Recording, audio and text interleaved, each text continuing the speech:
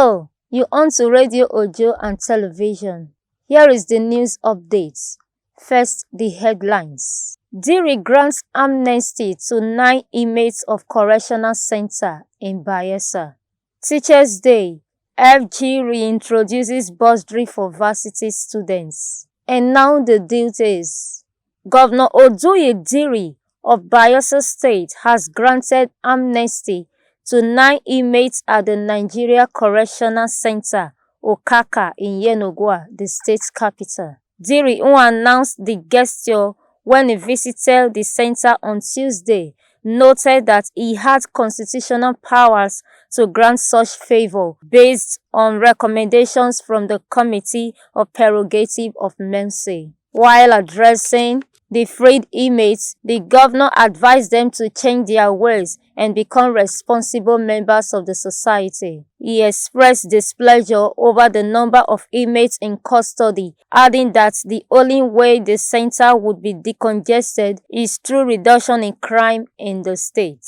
In her remarks, the Chief Judge of the state, Justice Kate Abiri, expressed optimism that she would help decongest the center. She noted that the Chief Justice of the Federation is concerned about congested centers in the country, adding that in line with that, she had embarked on jail delivering exercises. According to her, as the Chief Judge, her power to release prisoners is limited to not too serious cases that have lingered, saying that only the governor has the constitutional power to grant amnesty. She also thanked Governor Diri for constituting the Committee on Prerogative of Mercy and for heeding the advice to carry out her constitutional duty. The Chief Judge, who expressed delight that it was the first time since her tenure that the governor of the state physically carried out the exercise, appreciated Diri for granting amnesty to the inmates and for decongesting the center. As teachers across the world celebrated the Teachers' Day yesterday, the federal government said it would reintroduce the payment of bursary awards to students in tertiary institutions, just as it gave the assurance of ensuring the safety of students in schools. On the bursary awards, the federal government said it would